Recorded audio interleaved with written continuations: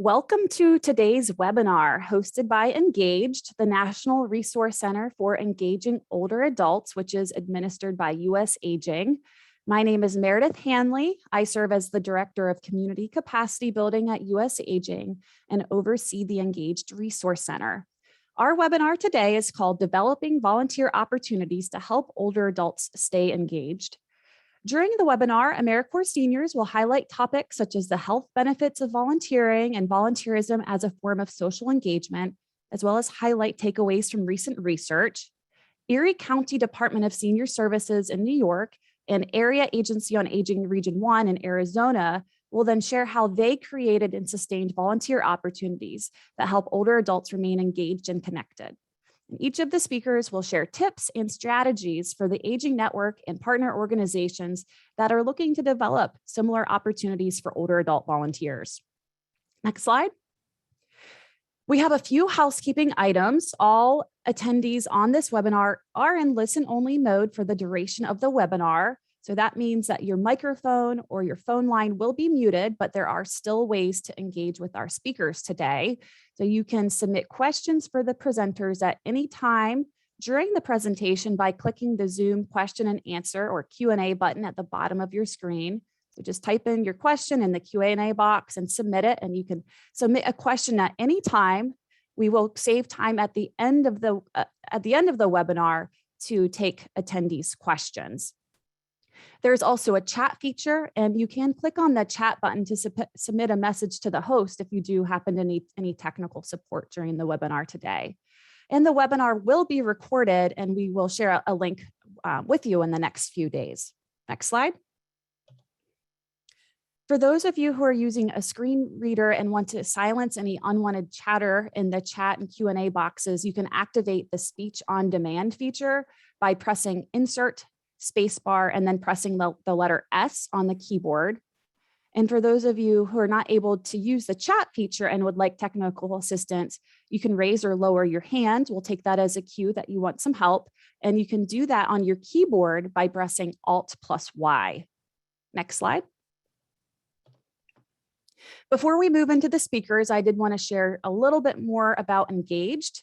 Engaged is a national effort funded by the Administration for Community Living that is working to increase the social engagement of older adults, people with disabilities, and their caregivers by expanding and enhancing the Aging Network's capacity and reach to offer impactful interventions. Much of our work focuses on identifying and disseminating information about emerging trends, resources, replication strategies, and best practices. The initiative is administered by US Aging, and we're guided by a project advisory committee with representatives from 18 organizations and resource centers who provide social engagement insights from their respective fields of expertise. Next slide. So now I'll introduce our presenters. We're joined by three fantastic presenters today. First up will be Italia Sergi. She's the Director of AmeriCorps Seniors. We're also joined by Mary Lynn Kazunik. She's the President and CEO of the Area Agency on Aging, Region 1 in Arizona, and Juliet Rosala, a fitness trainer and media specialist with Erie County Senior Services in New York. And with that, I will turn it over to Italia to kick us off. And Caitlin, you can go to the next slide. Thank you. Hello, everyone. I'm excited to be here with you today. Thank you, Meredith and Rebecca, for inviting me to speak today. I'd also like to thank Sherry Clark at ACL, who always keeps AmeriCorps seniors top of mind in her work. With such a large audience today, I'd like to start with a little background information. And I have one caveat.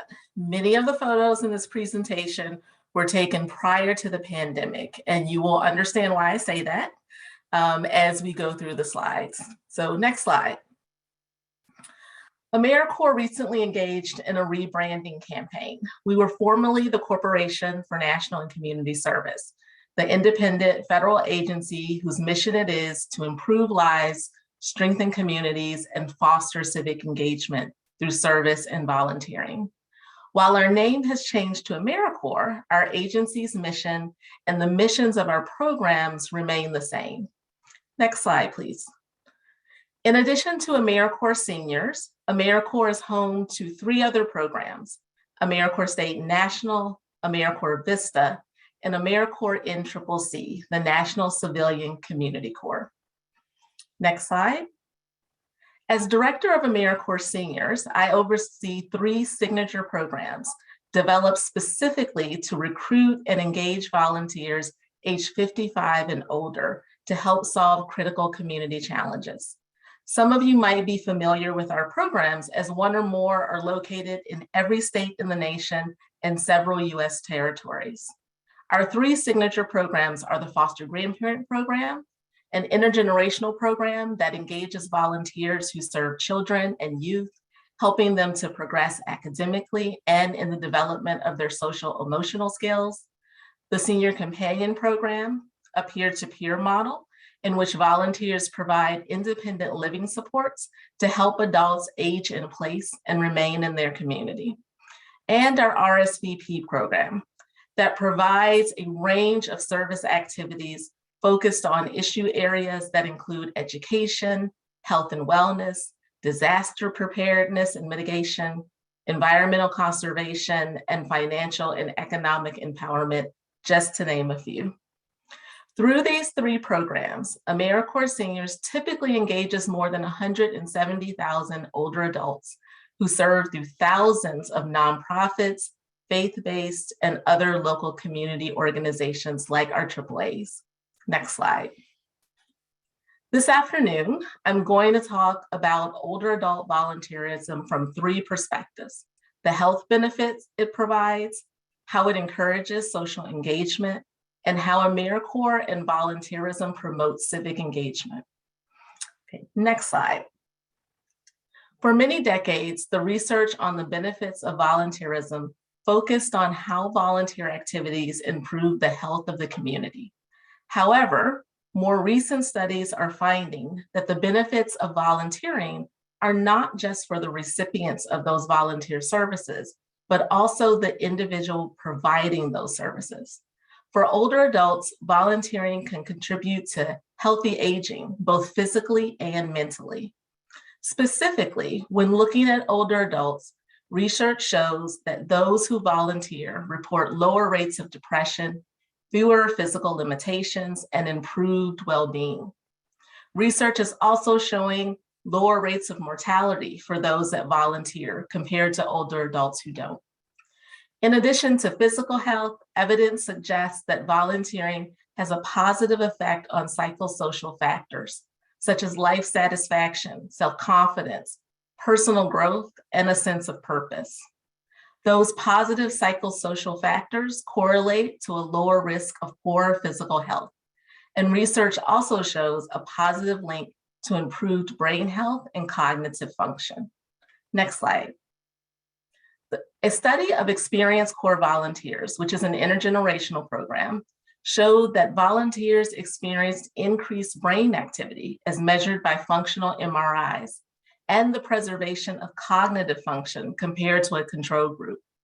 After 2 years, volunteers in experienced Corps had reduced levels of depression and functional limitations, while a similar control group had increases in both categories. And on the slide, you can see a lot of other benefits from their experience volunteering with Experienced Corps. Next slide. At AmeriCorps Seniors, we did our own study with our foster grandparent and senior companion volunteers. For many years, AmeriCorps Seniors heard anecdotal information from our volunteers about how their volunteering helped improve their health. One of our foster grandparent volunteers told us that while volunteering, her blood pressure lowered so much that her doctor eventually took her off all blood pressure medications and prescribed that she keep volunteering. I myself have seen this. Prior to coming to AmeriCorps Seniors as a director, I actually oversaw staff that ran a foster grandparent program. And we had numerous volunteers in our program that improved their health.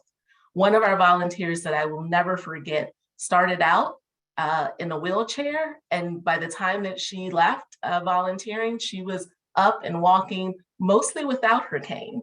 So her functional skills and her strength came back, and she was more excited to get up and get out of her home every day.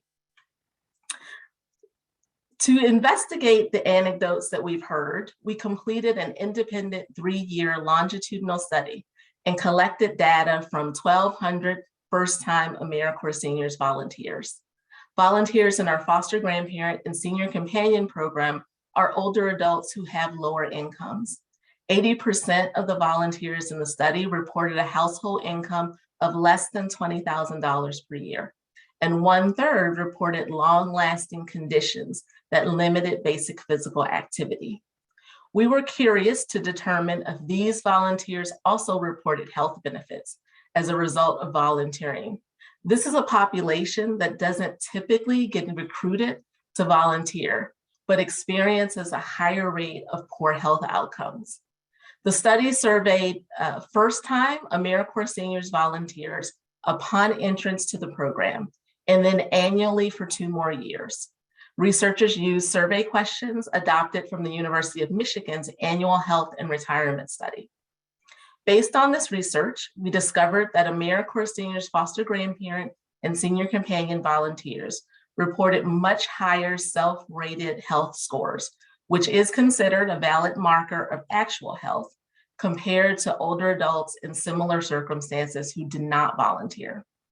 They also reported feeling significantly less depressed and isolated compared to non-volunteers, and survey results confirmed what we had long suspected and included the following outcomes. After 2 years of service, 84% of older adults reported improved or stable health at a time that we would expect to see decline.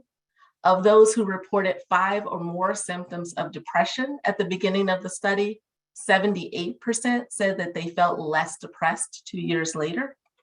88% of AmeriCorps Seniors volunteers who first described a lack of companionship reported a decreased feeling in isolation after 2 years.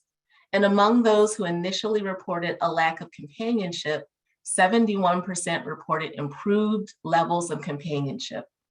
And 32% of volunteers who reported health at the beginning of the study, reported good health at the beginning of the study, reported improved health at the 2-year follow-up. Our volunteers found their community service satisfying and meaningful, with opportunities for personal growth, a sense of accomplishment, and the opportunity to make friends. All factors associated with improved health, psychological and emotional well-being, and connection to community. So volunteering keeps older adults physically and mentally active and connected to their community. Next slide. Improved health outcomes is just one of the key benefits of volunteering, but is related to a second benefit, which is social interaction and engagement. Health is affected by social, economic, and behavioral factors that exist throughout the life cycle. Among those are a sense of community, including social support networks and social activities. And research suggests that decreased social activity and a loss of social networks may contribute to isolation and dependency. And changes in later life circumstances, such as the loss of hearing or decreased vision, the onset of health and mobility issues, or the death of spouse, a friend, or other loved ones, can really take a toll on the social life of older adults, leading to loneliness and/or isolation. Here again, numerous studies show the link between loneliness and social isolation and a weakened immune system, depression, cognitive decline, stroke, heart disease, and mortality. Isolation and loneliness are major concerns for many older adults.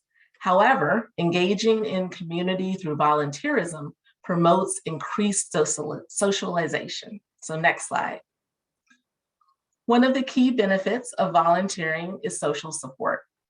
A 2015 study noted that the lack of social connections is as damaging to a person's health as smoking 15 cigarettes a day. Volunteering provides a great way to expand one's social circle. It provides an easy way to meet new people with common interests. It provides a common purpose to come together around. It helps to strengthen one's ties to the community, broaden support networks. It's fun and fulfilling way to spend time, and can even help a person connect to community resources. In the foster grandparent program that my staff oversaw, we brought in different community groups to help our older adults with things that they needed, things that they asked for, or things that were trending in their community. Many volunteers have shared with me it provides purpose, motivation to get up, get dressed, and get to those that are waiting for them and depending on them.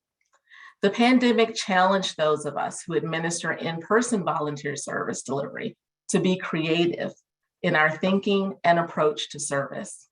In a world where organizations were shut down and people were told to quarantine, we quickly discovered that our in-person model of volunteering would not be sufficient or sustainable to help prevent isolation and loneliness.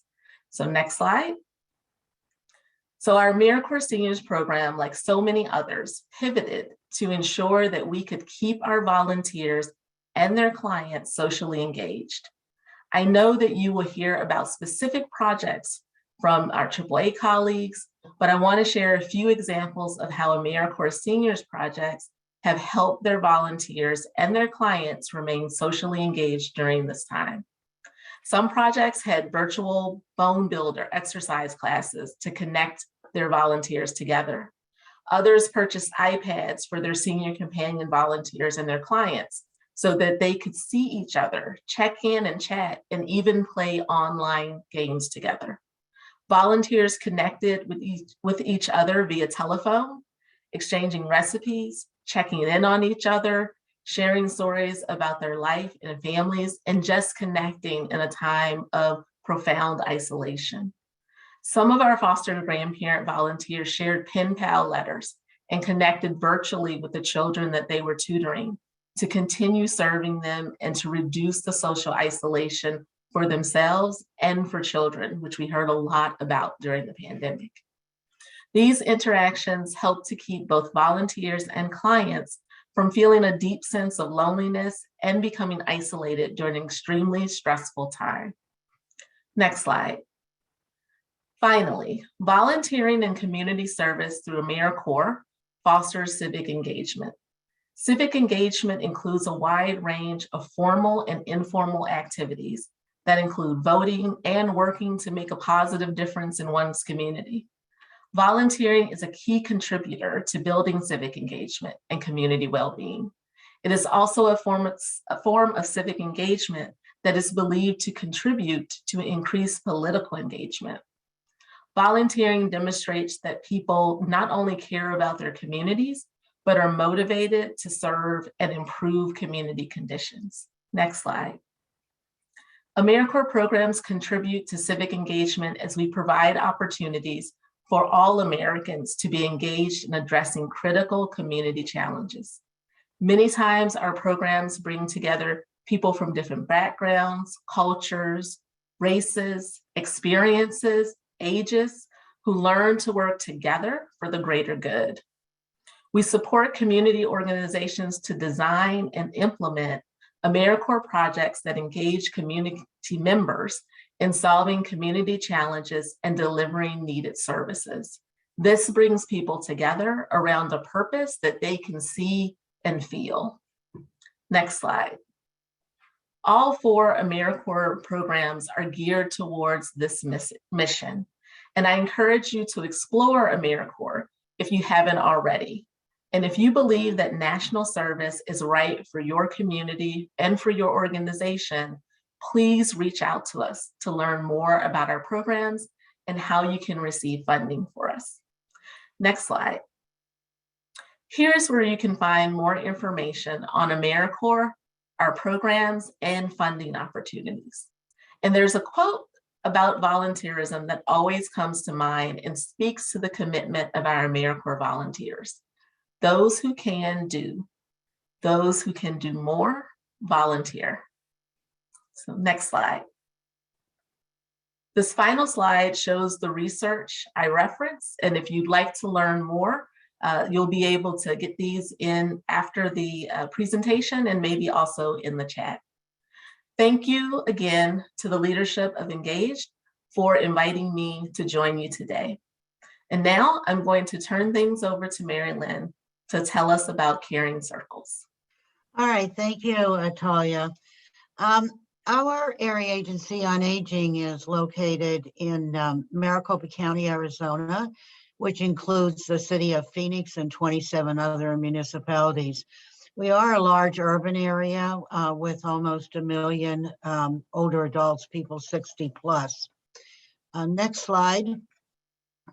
We find that the AmeriCorps focus really aligns with many of our priorities, such as health, safer communities, and meeting challenges to improve lives. Next slide. We had started our first program in 2010, and we have been using the seniors serving seniors model.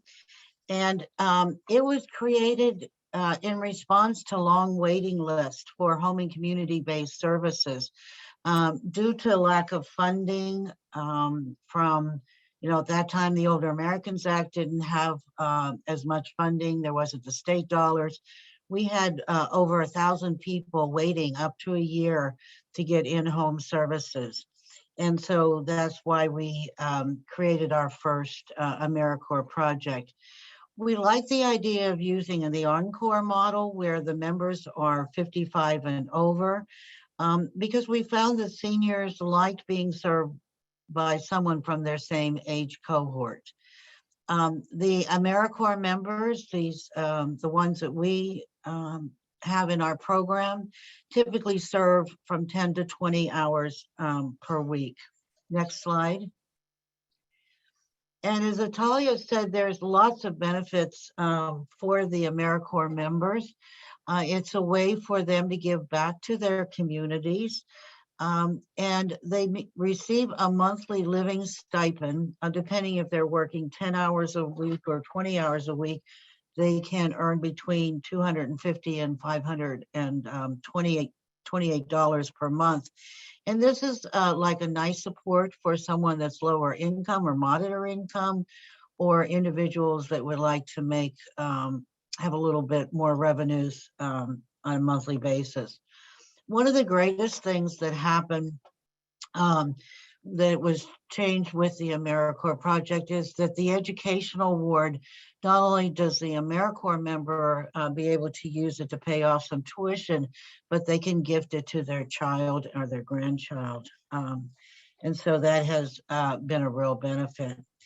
And as Natalia said, this is really an important component because of the social network. We know that older adults, after they retire, oftentimes are isolated themselves. And so this gives them the opportunity to network with other individuals. And finally on this slide is also, I think, the great affiliation with the Erie agency in terms of training and skill building is really an important member benefit also. So next slide.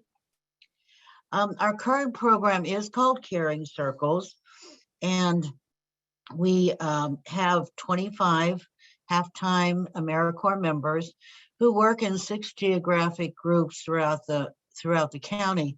And now it's only one county, but in Arizona, the counties are very large. And so we have over 9,000 square miles. And so it could take like up to 45 minutes to an hour to drive into downtown Phoenix. And so what we did several years ago is create these 6 groups, and they each have a team lead, and they love working together. They frequently interact. And so that was really a great way that we try to work in local geographic areas. Of course, now with COVID, there's more possibility of doing Zoom.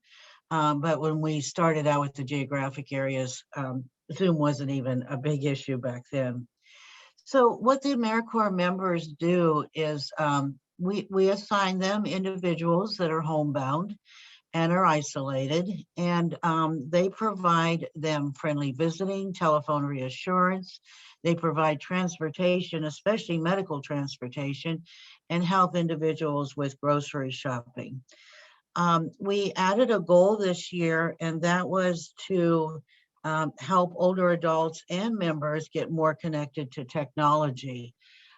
Again, when pandemic hit, we're quite surprised that many of the older adults we work with didn't have any access to technology. And so we just recently bought US Aging's preferred provider tablets called IN2L. And we'll be working with the members to go into individual seniors' homes and teach them how to be on the tablet. And it's a really great product with all kinds of programming, and they can do emails and chats and phone, phone calls and all those types of things. So it's a really nice new initiative this year. Last fiscal year, we served over 1,000 homebound older adults. So next slide. One of the other important parts of AmeriCorps is they're required to do 2 days of service. So it's one of them is September the 11th and one is Martin Luther King Day. And this is particularly useful because they don't do more than just their normal activities, but just go out and get involved in the community.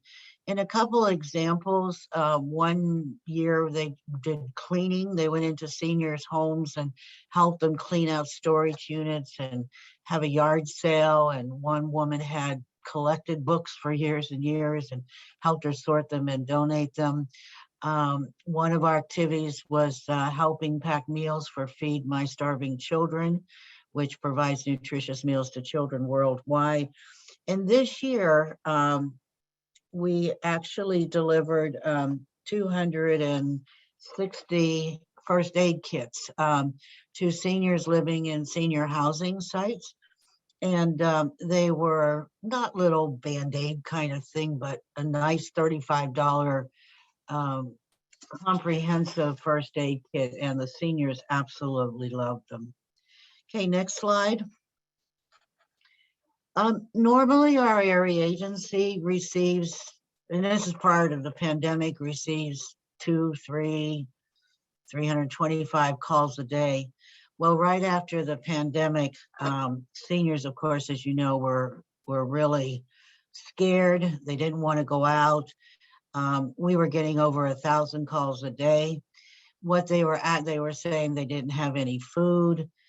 They would go to the store, the shelves were empty. There was no toilet paper, there was no water, there was no cleaning supplies. And so we very quickly, like on a dime, in a couple of weeks, established a comprehensive pandemic response program. And the Caring Circles members really became the key to this pandemic response.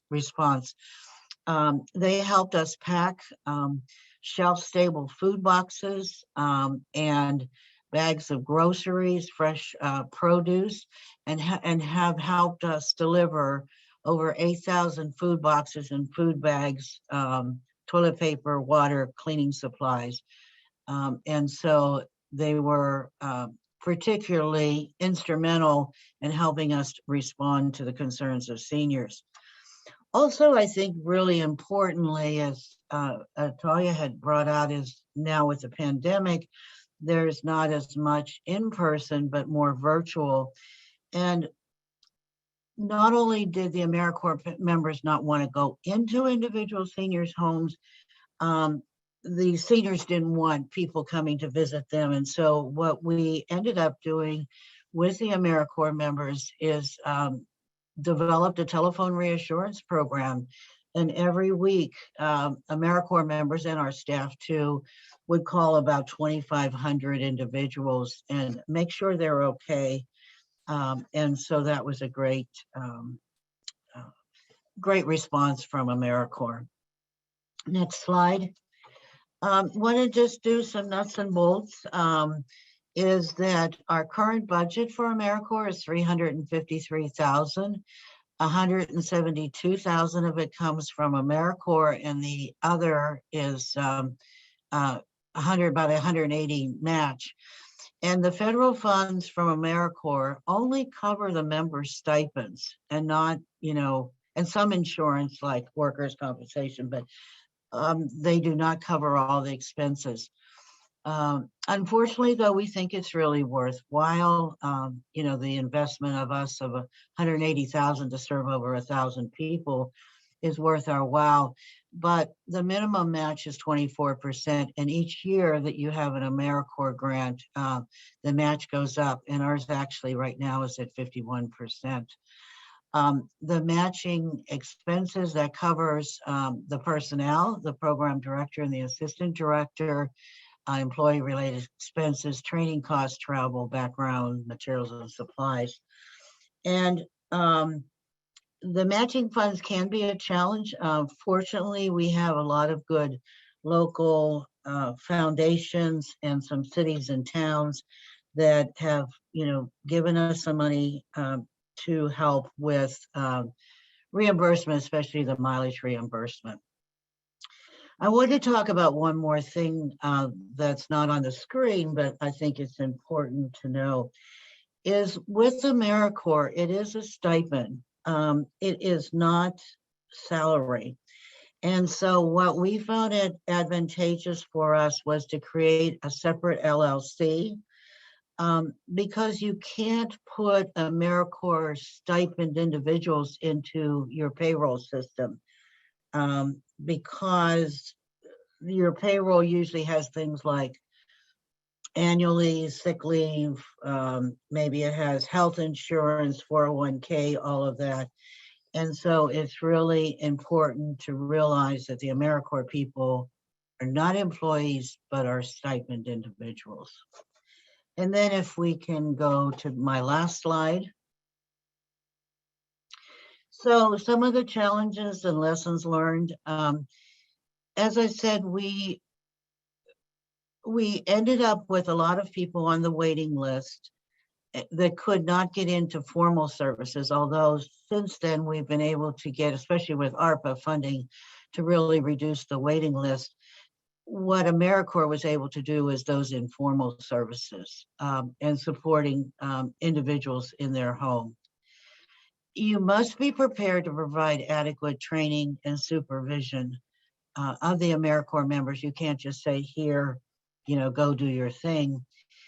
And we learned sometimes the hard way that you really need a high level, highly competent coordinator or program director. They need to do a lot of recruitment. And of course, recruitment's been difficult during the pandemic, but they need to do the recruitment, and they need to keep the AmeriCorps members engaged and motivated. And one of the other things that's really important is that there is retention is key. Individuals that work half-time, it's about 900 hours a year that they're supposed to do. And there's an expectation that they do at least 85% of those 900 hours. And so, they're receiving a stipend, they've agreed to do this, and it's important that the coordinator keep them engaged. And then also one of the other things is that there is an expectation through AmeriCorps, which I think is great, is each of the AmeriCorps members also recruit some volunteers in the community to help do all this great work.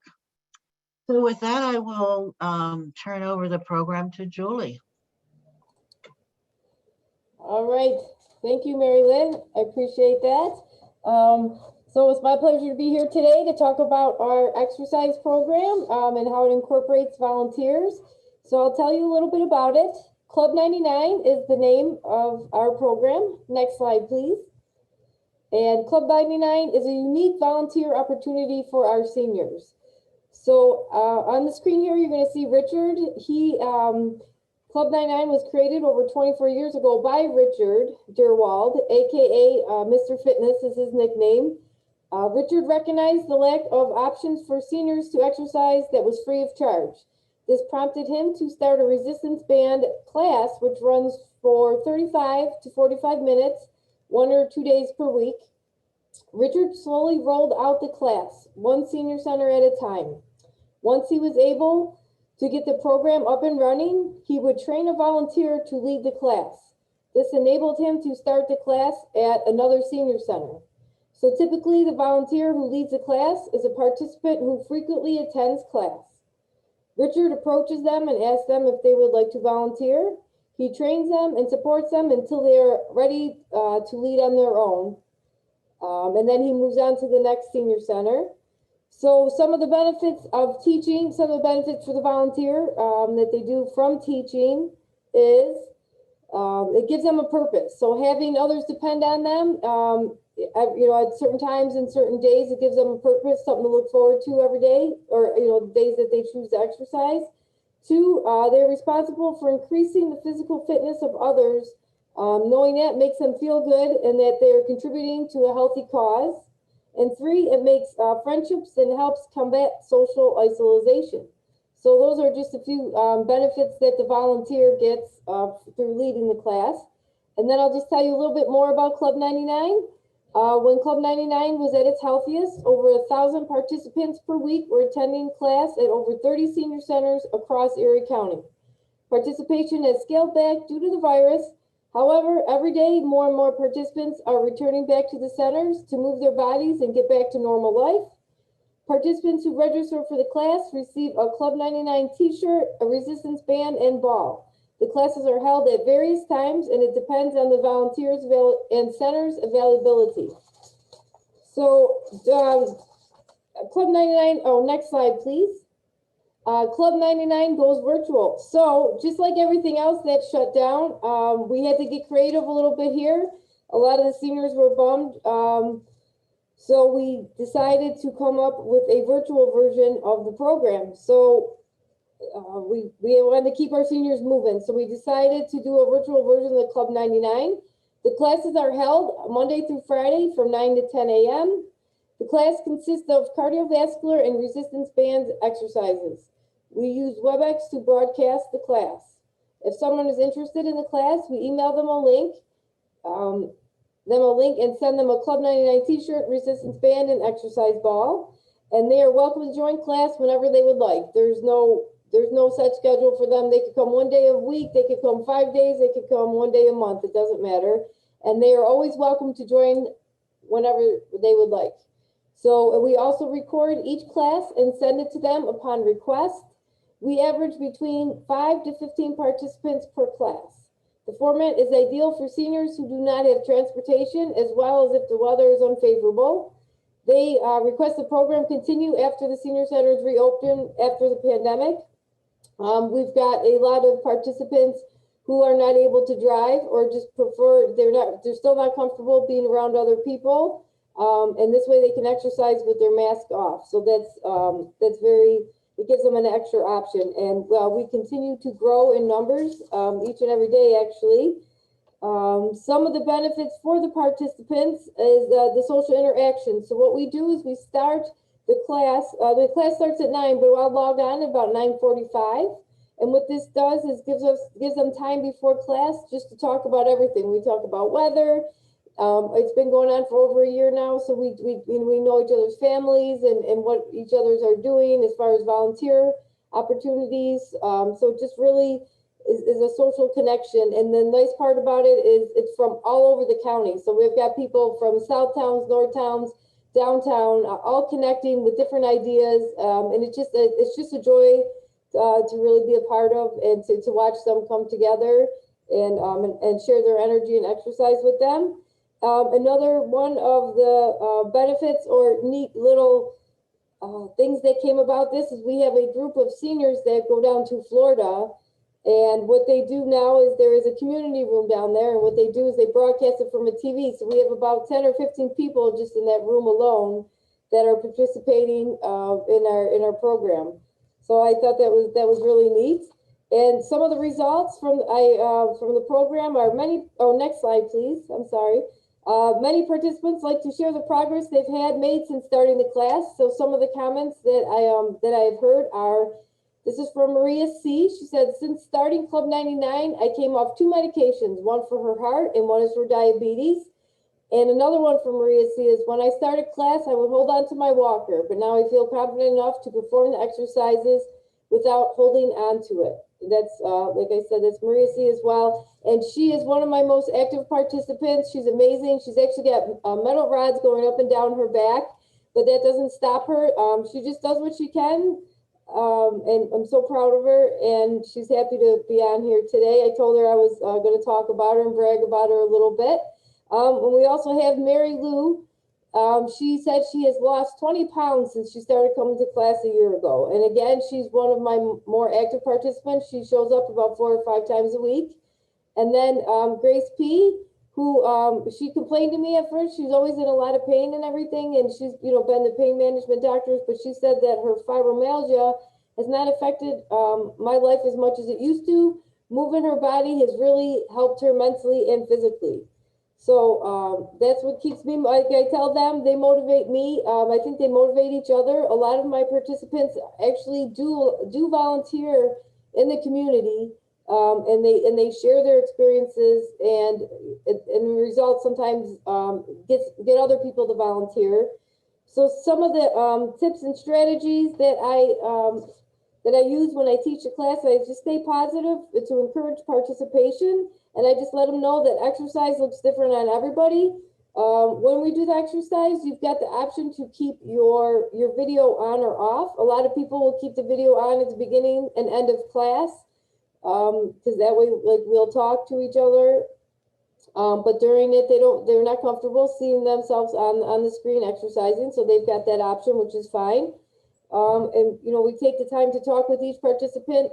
If they have a hard time learning the computer, I'll tell them, call me before or after class, and we'll talk about it. We'll walk them through that. And this also helps them out because it helps them be able to communicate even better with their family, because maybe they'll be more comfortable on the computer and more willing to try different things. So they're really expanding their horizons in a lot of different ways. And like I said before, to kind of encourage them to do more, like volunteer after hearing about each other's stories when they talk during class. All right, so that's all I have for you today. I'm going to turn it back to Meredith. Thank you. Thank you so much to all of the speakers for those terrific presentations. We will be doing a Q&A in just a couple of minutes, and we had a lot of great questions come in, so that's really terrific. You can keep them coming in. If you think of more questions, we'll do our best to get to many as possible. I did want to highlight a few quick resources from Engaged before we segue to the Q&A period. One resource on the Engaged website, and you will see a URL for the Engaged website on the next slide. The one resource that we're particularly proud of is what we call our Innovations Hub. It's a searchable database of innovative, replicable, and local social engagement programs. So you may be interested to peruse the Innovations Hub for ideas, including programs, many of them incorporating volunteers, or perhaps you'd have a program that you'd like to share for the Innovations Hub. So folks can submit innovative programs to us through a SurveyMonkey form on our website, and then we review for potential inclusion on the Innovations Hub. But beyond that, we also have a wealth of other resources on the Engaged Resource Center website. We have toolkits and template materials that are customizable. We have videos, we have consumer brochures. We also do a monthly newsletter and blog, and there's a lot more on the site. So I would just encourage you to check it out, and you can go to the next slide, which has the URL for the Engaged National Resource Center. And basically, if you get to engagingolderadults.org, you will then find the other links that are on this screen. So you don't have to remember it all right here, but just go to engagingolderadults.org, and then you'll be able to see links to our Facebook at Engaged Center, also our Twitter, and then also our info box, info@engagingolderadults.org. But also on our website is again how you sign up for that monthly newsletter, which is a great way to find out not only about work that we're doing, such as these webinars and resources as they come out, but also other resources and recent research that is timely and pertinent to this topic. Next slide. Another resource that we wanted to highlight is an initiative called Commit to Connect. Commit to Connect is a campaign developed by the Administration for Community Living, federal agency, to combat social isolation by building a network of champions, connecting socially isolated people to resources, establishing partnerships, and sharing successful initiatives. And more information on that initiative is available by going to acl.gov/commit to connect. I think also if you simply Google Commit to Connect, you would be taken to the correct website as well. Next slide. So now we pivot to our Q&A period. Again, I've been tracking a lot of the questions through the chat and Q&A box. Again, we'll do our best to get to as many as possible. For the speakers, please go ahead and turn on your webcams. You can also unmute yourselves, and then we can engage in a little conversation here. So one of the questions that came in, and I'll turn to Mary Lynn and Julie first, and Mary Lynn, maybe you can start and then Julie can go, but could you please describe some of your recruitment strategies and how do you kind of outreach and advertise about your programs? Specifically, one person asked too, do you ever do advertisements on TV and radio, and kind of how do you find those outreach strategies if you use them? Yeah, thank you. We do advertising. Probably our best resource is local neighborhood newsletters. Little neighborhoods have, say, their monthly magazines. We're also fortunate that in Arizona, we have a large newspaper that is Love and Life After 50. And so we frequently put an ad in there. We have articles. Of course, it's on our website. We do postcards. We have done advertising on the radio, been interviewed about it, send out stories, those types of things. We haven't done TV ads, but find other ways, that we can get the word out. And of course, go to different groups out in the community, such as maybe church groups, women's groups, neighborhood associations, and let them know about, what a great experience this is to be an AmeriCorps member. Great, thank you. Julie, do you have anything to add on that? Oh, sure, yeah. So a lot of our business basically comes from like senior centers. So we also do a congregate dining. So that's a lunch program that people come to. So we'll try to piggyback a lot of our classes off of that, either have it before or after, and that increases our numbers. We are active on social media. So like your Twitters, like Instagram, we post a lot of things that are up and coming. We also, with our website flyers, like Marilyn had mentioned, a lot of it too is just word of mouth. And the senior centers alone, they have got their own papers or newsletters. So we're able to advertise through them as well. That's great. And one more question, I think geared for both of you, Mary Lynn and Julie. It's kind of the other side of the recruitment and advertisement side of the question, but is retention. Could you speak at all about any strategies that you've used? And Natalia, if you have any insights on this from a national perspective, certainly welcome as well. But any thoughts in terms of successful tips, lessons learned on retaining volunteers? And how about Julie, we start with you first this time. Okay, sure. I mean, the biggest thing, like for our volunteers for our fitness program, is just being able to support them in any way, shape, or form. So, like I said, we offer resistance bands and shirts and balls. So, and if they ever need a resistance band or ball, being there, supporting them if they need it. If they can't make it to class, we'll let them know. Like, give us a call. We'll either get somebody else there or we'll attend ourselves. Now, Richard, he's kind of like an icon here in Buffalo, New York here, because he's a little bit about Richard. He's 86 years old and he's still in phenomenal shape. So you send him there and he goes and talks to the instructors, and honestly, that just makes him feel special and just makes him feel real good about it and then want to continue to keep doing it. And then just positive reinforcement of how much we appreciate them and what good they're doing for the participants. That's what I see is the biggest motivators for them. Great. And Mary Ellen, do you have anything to add on that? Well, as I had mentioned in my presentation, you need a good coordinator, program director that's on top of things. The AmeriCorps member gets a stipend regardless of how many hours they actually put in, but they've committed to so many hours per year based on, the level of involvement. And so it's really important every month that the member turn in their hours and that the program director look at it. And if someone hasn't put in their hours for a week or two, call them. What's going on? Have you been sick? Maybe they went on vacation, but just to be on top of it, it really, you have to be engaged and keep them engaged, because if you just say to someone, okay, here, see these 20 clients or these 10 clients every month, and then don't follow up, don't see how they're doing, I think that the program can slip by. The other thing is they have monthly, now it's by Zoom, but they have monthly meetings. And then, as I mentioned about the small groups, the small geographic groups, they talk to each other frequently and be engaged. Because we know, even with employees or AmeriCorps or whatever, someone wants to be engaged and know that they're valued and they're appreciated and how important their service is. Yeah. Italia, do you have anything to add through the national lens?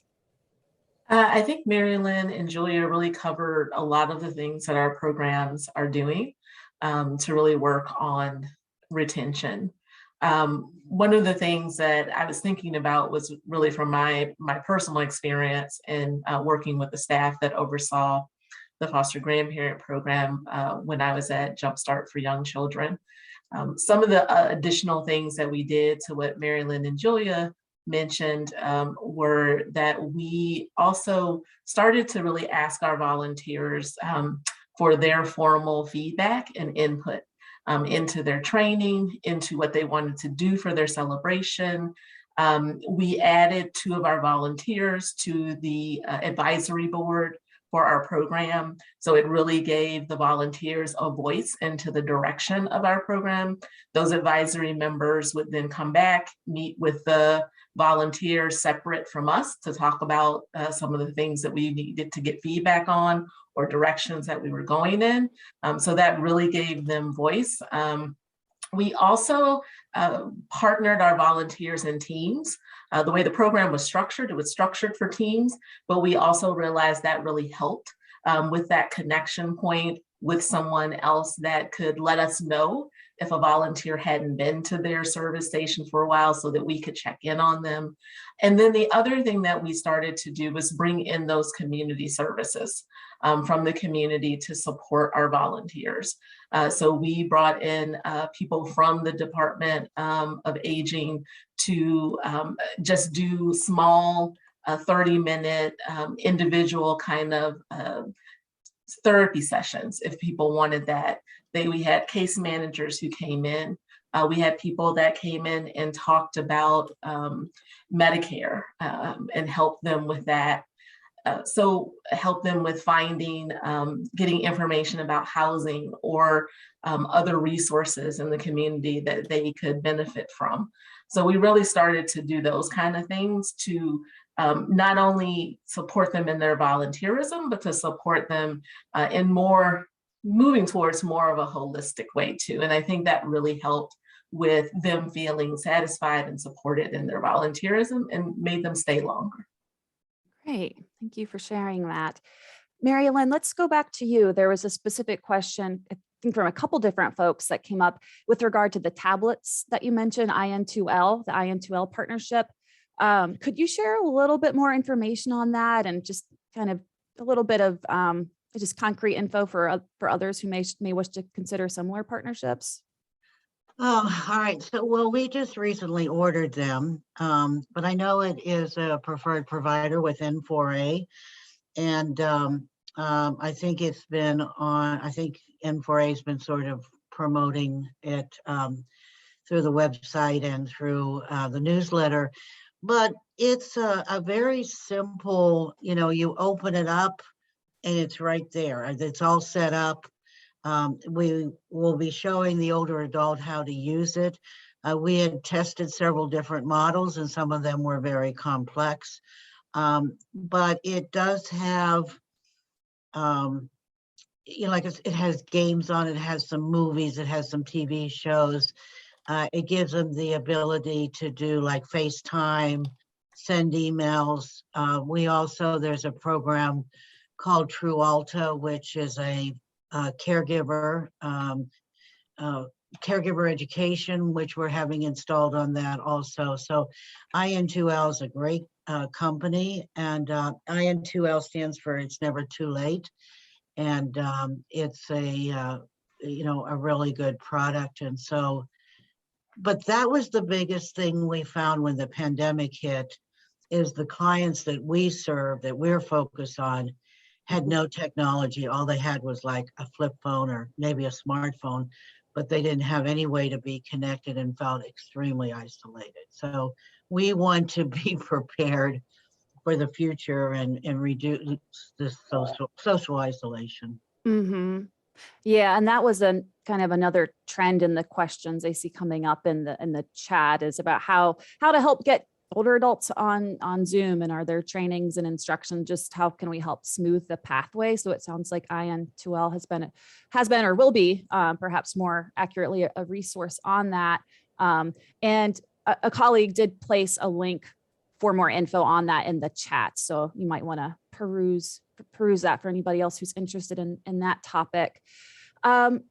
Julie, another question for you. I know we just have a couple minutes left, but could you discuss a little bit about the training for the Club 99 volunteers and just what was involved with that? Sure.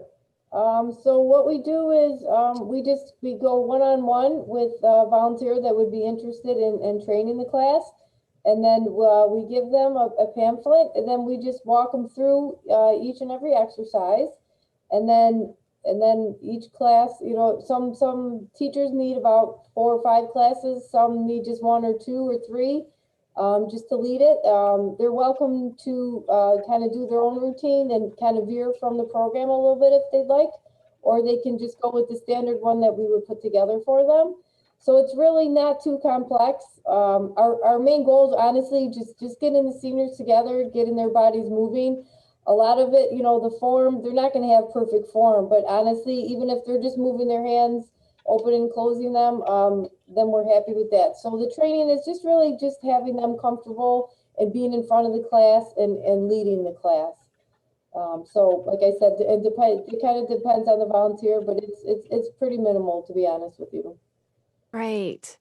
And I see some good activity happening in the chat here. I know we're kind of running out of time, and there have been a lot of questions, which is really good. I will say, if there are any questions we can't get to that you really want to make sure you get an answer to, feel free to email us at Engaged and we can connect you with the speakers. Italia, let me end with a question for you. There was a question about, can we get a link or source for the research/evidence on volunteerism's impact on seniors, such as mental health, et cetera. I did place into the chat, just so, because it's been an active chat, so you might have missed it if you weren't looking at it continuously, but I did place into the chat a copy and paste of your resources at the end. Is there anything in particular from that list you would draw people's attention to, or would you say, check it out, check all of it out? But with that question in mind, check them all out, because they all speak to it from a different space. So there's the AmeriCorps seniors, there is also the Experience Corps, but then there are also other links to other research. And so there may be something in one of those different research documents that will help you speak to your community. So I would just say, take a look at them, kind of peruse all of the summaries, executive summaries at the beginning, and see which one will really help you to meet the needs that you have, or make the case that you're trying to make. And I'll drop them in again here at the end before we leave. Okay, great. Thanks so much. And we will kind of on that note wrap up. So I want to again thank the speakers, and of course thank all of you attendees for joining us today. We do have a survey that'll pop up in your screen after Zoom closes, and we really appreciate feedback. So if you have another, probably less than a minute after this webinar to do that survey, thank you in advance. There have been a couple questions about, will the recording be posted? Will the PowerPoint be posted? And yes, we will be posting them on our website, engagingolderadults.org. I'd also put that link in the chat earlier. And we also send a follow-up email to attendees. In fact, all registrants of the webinar with that information as well. So you should get that directly, but you can also check our website at any point. But again, thank you so much for everyone, your time today. And we look forward to connecting in the future. Have a good day, everybody. Thank you. Bye-bye. Thank you. Bye.